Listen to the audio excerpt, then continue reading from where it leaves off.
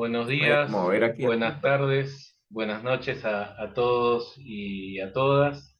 Mi nombre es Héctor Bernardo, soy periodista, profesor de la Universidad Nacional de La Plata y director del Observatorio Latinoamericano de Comunicación y Procesos Políticos. El día de hoy tenemos el placer de charlar con el diputado Juan Romero, el diputado venezolano Juan Romero, para que nos cuente un poco cuál es la situación actual. Hemos visto que en las últimas horas Estados Unidos ha vuelto a amenazar a Venezuela, que la derecha venezolana habla de- de que esas sanciones deben profundizarse si no la dejan participar a Corina Machado, quien ha sido inhabilitada por la justicia venezolana. Pero bueno, para explicarnos un poco todo esto, agradecemos la presencia de Juan Romero y le vamos a empezar a dar la palabra. Hola Juan, muchas gracias por estar aquí con nosotros. Gracias, Héctor. Gran placer. Somos viejos Bueno, amigos de mi época, muy buen recordada de cuando estuve como diplomático en Argentina entre 2012 y principio de 2014. así Mira, es, y aquí se te recuerda con yo mucho cariño, Juan, comenzaría por un concepto. y el otro día justo me decía, me hablaba de vos, Estela Caloni, ¿no? Una querida amiga en común que tenemos, y Querida me hacía Estela, mandarle un referencia. gran saludo.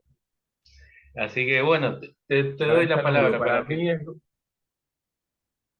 Gracias. Para mí es una época muy grata esa de mi estancia en Argentina. Mira, que te decía, agradecerte de nuevo el contacto. Siempre tú y yo estamos en comunicación. Eh, y yo comenzaría por un concepto, agenda transgresora. Ciertos sectores, porque además también es importante que lo digamos, ciertos sectores de la oposición venezolana se enmarcan en lo que llamamos una agenda transgresora. ¿Cómo la entendemos?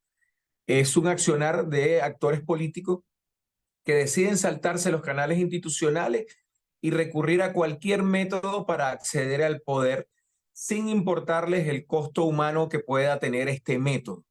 Y cuando hablamos de agenda transgresora, ahí ubico actores como Leopoldo López del Partido Voluntad Popular, María Corina Machado del Partido 20 Venezuela, Antonio Ledesma de Alianza Bravo Pueblo, Juan Guaidó también de Voluntad Popular, Julio Borges de Primero Justicia. Actores políticos todos que apostaron por una agenda transgresora.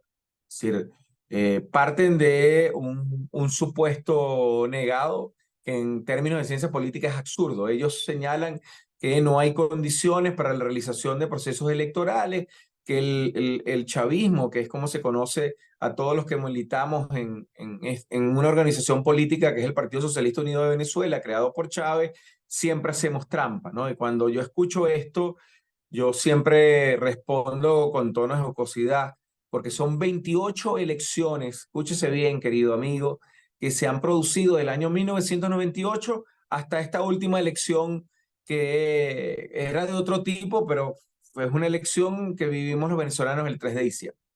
Entonces, para que te hagan trampa 28 veces, o tú eres muy bueno o el otro es muy bobo, ¿no?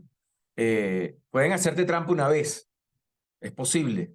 Pueden hacerte trampa hasta 3 veces, pero que te hagan trampa las 28 veces es un absurdo, ¿no? Eso no refleja sino una manera de ocultar una realidad, que esa oposición no es capaz de construir una opción de movilización que permita la concurrencia a través del voto como una opción de poder. Eso es importante que lo tengamos claro.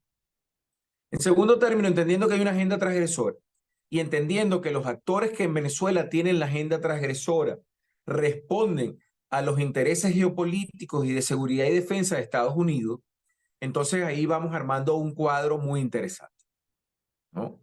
Un cuadro que entre las acciones incluye bloqueo económico, asfixia, ataques sistemáticos y artificiales a la moneda, a la sostenibilidad de la relación entre el bolívar y el dólar, bloqueo a la actividad comercial, congelación de activos, asesinatos políticos selectivos, intentos de invasión, aplicación de la doctrina de la responsabilidad de proteger contra Venezuela, magnicidio, contratación de mercenarios, guerra proxy desde Colombia o desde la República Cooperativa de Guyana o del Brasil de Bolsonaro en su momento.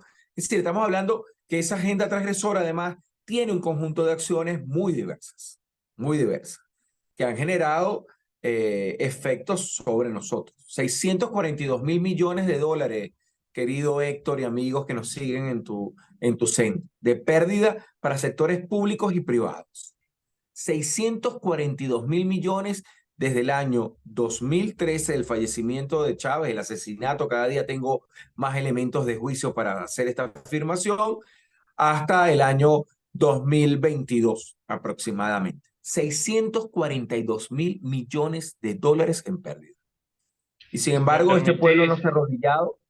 Si me permitís, Juan, agregar algo a esa agenda transgresora, es la desinformación regional, ¿no es cierto? Porque todo esto que vos estás señalando y detallando no está en el conocimiento de la mayoría de los ciudadanos de nuestra región. Lo que está pasando en Venezuela, todos estos intentos de invasión, de agresión sistemática, de desestabilización y todos estos activos que se le hicieron perder a Venezuela durante este tiempo. Ahora te vuelvo a escuchar, Juan, pero se entrecorta un poco. Me decías que Vamos a ver, coincidías pues. y después se cortó de nuevo. Sí, te repito, te señalo que coincido plenamente con tu apreciación.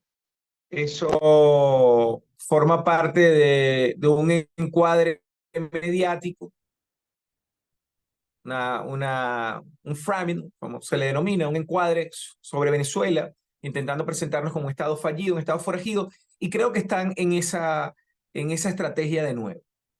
¿En qué momento político nos encontramos en Venezuela?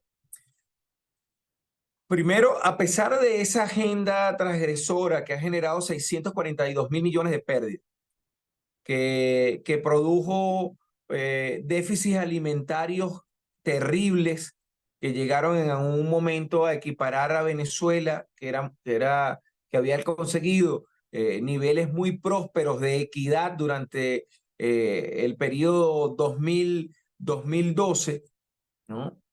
Y que tuvo, por supuesto, el efecto en términos de víctimas.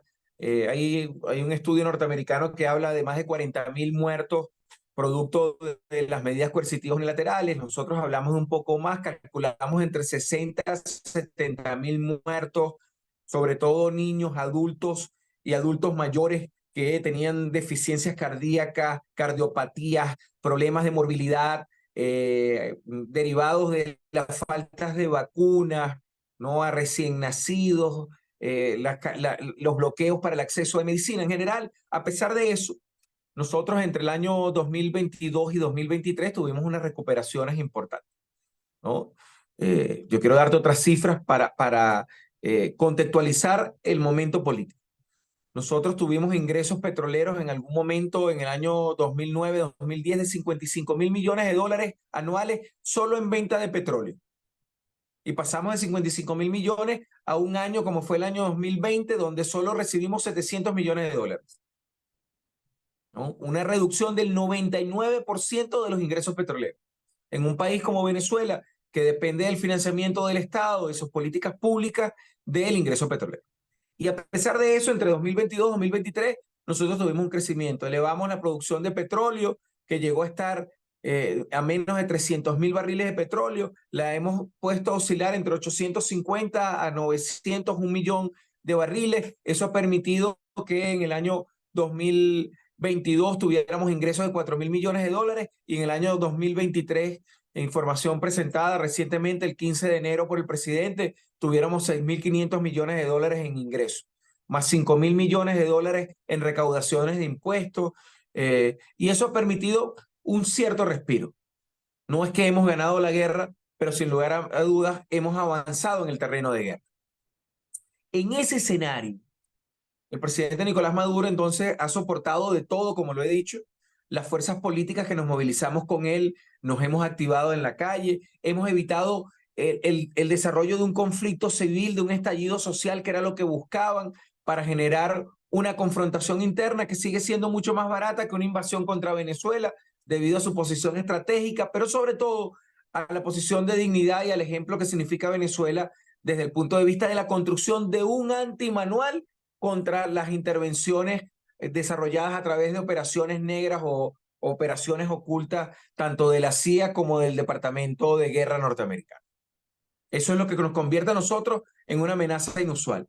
Es una discusión interna, Héctor, que tenemos porque cuando nos declaró Obama, muchos, incluso oficiales de inteligencia nuestra, no somos una amenaza inusual y extraordinaria. No, no, sí lo somos. Sí lo somos. Venezuela es una amenaza inusual y extraordinaria. No porque tengamos armas de destrucción masiva, no porque nuestro ejército sea un ejército potencia que amenaza a vecinos o desestabiliza la región. Es que el ejemplo que nosotros hemos dado tiene tanto más alcance equiparable al ejemplo que fue Cuba en la década de los 60, los 70 y los 80. Eso es Venezuela hoy. Un ejemplo de dignidad y eso nos convierte en una amenaza al diseño comunicacional, a las acciones que los Estados Unidos desarrollan. En ese escenario, el presidente Nicolás ha construido un concepto importante, diplomacia de paz. ¿Qué es la diplomacia de paz? Es que a pesar del escenario de guerra irregular, irrestricta, compleja, difusa, como lo hemos llamado teóricamente, contra Venezuela, es una guerra no constante, es una guerra que en esa inconstancia puede adquirir pisos violentos, topes violentos como en el 2017 y bajar la violencia física y adquirir otras formas. Bloqueo económico, medidas coercitivas, son más de 930 medidas coercitivas unilaterales contra nosotros, congelación de más de 21.000 millones de dólares en activo, pérdida de SIGO que representan 13.000 millones de dólares, 15% del mercado gasolinero en Estados Unidos, 4.600 bombas de gasolina en todo Estados Unidos que implicaban ingresos en divisa a Venezuela.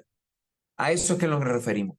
En ese escenario, nosotros somos una amenaza porque ninguna de esas amenazas ha resultado. Y Venezuela ha insistido con el presidente Nicolás Maduro en la diplomacia de paz. En estos días teníamos una discusión en la Asamblea. Un sector de la oposición que está ahí con nosotros, la Asamblea Nacional, es el equivalente del Congreso argentino para el que nos sigue. Y nos decía, pero bueno, ustedes se sientan con los que han intentado asesinarlo, ustedes se sientan con los que los han amenazado. Y decía el presidente Jorge Rodríguez, sí, nos sentamos con nuestros adversarios, porque insistimos en que es preferible sentarse con el diablo a conversar que terminar en una guerra civil. Porque la guerra tiene dos certezas únicamente.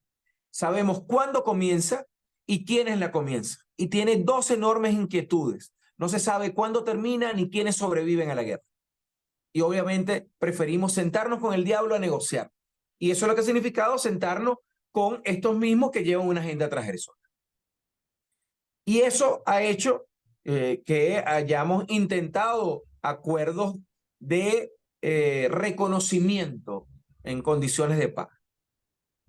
Construir lo que en ciencia política llamamos una paz inestable. Es decir, donde asumimos que hay un adversario en el cual no necesariamente coincidimos, pero que también coincidimos en que con ese adversario no tenemos por qué destruirnos físicamente. Porque destruirnos físicamente es destruir el Estado, es destruir la gubernamentalidad, es destruir el ambiente de relacionamiento dentro de la diferencia. Y preferimos apostar a una diferencia en paz. Y eso hace que tengamos esfuerzo a pesar de que ellos no cumplan los acuerdos. Y eso nos lleva al Acuerdo de Barbados. El Acuerdo de Barbados es una iniciativa del gobierno venezolano para construir una ruta de reinserción de esos actores que están en una agenda transgresora, en una agenda de confrontación política en términos democráticos de entendimiento y de mutuo respeto. Como parte de esa agenda transgresora, el gobierno venezolano se comprometió a través de la Sala Política Administrativa, el quinto punto del Acuerdo de Barbados, a revisar las medidas de inhabilitación política que estaban sobre ciertos actores políticos. Entonces aquí comienza la agenda develadora. La señora María Corina Machado estaba inhabilitada como lo está el ciudadano Leopoldo López, como lo está el ciudadano Enrique Capriles Radosky, todos de la oposición, como lo está el señor Antonio Ledesma, porque cometieron delitos tipificados en el Código Penal venezolano. El Código Penal venezolano, en su artículo 126, en el artículo 132, establece que todo aquel que aliado con una potencia extranjera intente acciones para desestructurar el Estado, para desestabilizar, para causar muerte, para causar caos, pueden tener penas que oscilan entre los 15 a los 30 años. Y Antonio Ledesma, Leopoldo López, Julio Borges, María Corina Machado, son todos actores que han hecho efectivamente esas acciones en esta agenda transgresora. No obstante eso, y que estos actores, con excepción de María Corina Machado, son todos prófugos de la justicia venezolana, no obstante eso, él y Enrique Capriles, también debo decirlo que tampoco es prófugo, se aceptó la revisión de sus situaciones ante la Sala Política Administrativa. La señora María Corina Machado acude a la Sala Política Administrativa, pero esa señora estuvo de acuerdo con que se aplicara el Tratado Interamericano de Asistencia Recíproca cuando fue diputada contra Venezuela, hizo llamados públicos al gobierno de Donald Trump para que nos invadiera, apoyó las acciones de medidas coercitivas unilaterales contra venezolanos, llamó a bloqueo a diversos actores transnacionales, participó en reuniones destinadas a atentar físicamente contra actores políticos, entre esos el presidente de la República Bolivariana, Nicolás Maduro, y son todas tipificaciones de violaciones de delitos establecidos en el Código Penal Orgánico de Venezuela. Acude al Tribunal Supremo, el Tribunal Supremo ratifica la inhabilitación que tenía desde el año 2017. No es nada nuevo, no es que fue inhabilitada en este momento, no, es que ella acudió a la Sala Político-Administrativa en este momento. Nosotros sabíamos que eso iba a ocurrir, Héctor. ¿Por qué razón? Bueno, nosotros establecíamos dos escenarios.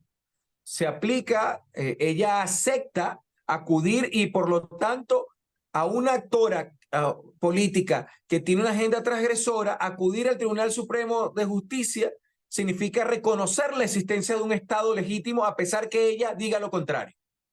Si no acudía, ella estaba entrampada, porque nosotros íbamos a decir un momentico, no puede ser candidata no porque nosotros quedamos, es que ella no acudió. Y si acudió y el tribunal, como ocurrió con estos elementos que te estoy diciendo, que son elementos que en cualquier país del mundo, mira, un actor político en Estados Unidos llama dentro de Estados Unidos a que China, Rusia invadan Estados Unidos, desestabilicen, ¿sabes cuál es la pena? Muerte en Estados Unidos. En Venezuela no existe la pena de muerte, pero eso es delito de alta traición. Y esa señora lo hizo. En ese escenario, entonces, los Estados Unidos acude al chantaje. Y aquí hay otro elemento de corte histórico. Los Estados Unidos a los países que sancionan nunca le quita la sanción. Japón está todavía sancionado del ataque de Pearl Harbor de 1941. Tiene licencias para comercializar. Japón es un socio estratégico de Estados Unidos y es parte del G7. Y todavía está sancionado por el decreto de Franklin Delano Roosevelt de diciembre de 1941 cuando se produce el bombardeo de Pearl Harbor. 1941, Héctor. Los Estados Unidos no quita las sanciones, genera licencia para permitir que el triángulo de poder, que es el lobby en el Congreso, el aparato de seguridad y los grupos económicos, sigan su actividad comercial, pero no las quita nunca. Y esto es importante que lo digamos. Entonces nos amenaza a nosotros con una reiteración de eso. Y nosotros hemos dicho, como le dijo Bolívar al encargado de negocio en el año 1819. Entre junio y octubre de 1819 hubo una controversia entre Simón Bolívar, libertador de Venezuela y de otros países en nuestra América, y el encargado de negocio Irving, Domingo Irving se llamaba, agente norteamericano en Venezuela. El origen de la controversia es que Venezuela, con el gobierno de Simón Bolívar, había decretado un bloqueo de las costas y los Estados Unidos, que había dicho que era neutro en el conflicto, bajo bandera de barcos norteamericanos, estaba introduciendo armamento para ser vendido a los españoles. Se les incautan dos goletas, Tigres y Liberty, y el agente encargado de negocio empieza unas comunicaciones con el entonces presidente de la República de Colombia, porque era Venezuela, el departamento de Cundinamarca, lo que hoy llamamos Colombia, parte de lo que después sería también el departamento de Quito, y empieza a amenazar al gobierno de la República de Colombia en la figura del Libertador, y el Libertador emite un conjunto de cartas y dice dos cosas extraordinarias que hoy rescatamos. Le dice una de las cartas, en agosto de 1819, dice: hemos perdido la mitad de la población luchando contra un imperio. No aceptamos que otro nos amenace. La otra mitad está gustoso de ser necesario seguir ese ejemplo. Y después termina la última comunicación de octubre de 1819 diciéndole: pueblos libres vencen imperios poderosos. Hoy le decimos a Estados Unidos: no importa que reactive las medidas. Pueblos libres vencen imperios poderosos. Ellos nos amenazan, nosotros convocamos a elecciones. Quiero poner otro ejemplo histórico. Inglaterra, 1939-1946. Una situación de guerra, plena Segunda Guerra Mundial. Winston Churchill sustituye a Will Chamberlain como primer ministro. 1939, 1940, 1941, 1942, 1943, 1944, 1945, 1946 sin elecciones porque estaban en una situación de guerra. Soldados, barcos, etc. Venezuela está en guerra, mi querido Héctor. Es una guerra donde no hay tanques. Es una guerra donde no hay aviones. Es una guerra donde no hay unos soldados invadiendo el territorio venezolano, pero estamos en una situación de guerra y seguimos haciendo elecciones. En esa situación de guerra, ante la amenaza de ellos, nosotros hacemos el llamado que vamos a hacer el lunes a que el Consejo Nacional Electoral establezca, tal como está establecido constitucionalmente este año, le ponga fecha a las elecciones. No importa lo que entiende contra nosotros. Nosotros vamos a seguir utilizando los mecanismos de democracia popular para responder a las acciones de guerra. Si ellos acuden a inscribirse, es problema de ellos. Si ellos no acuden a inscribirse, es también problema de ellos.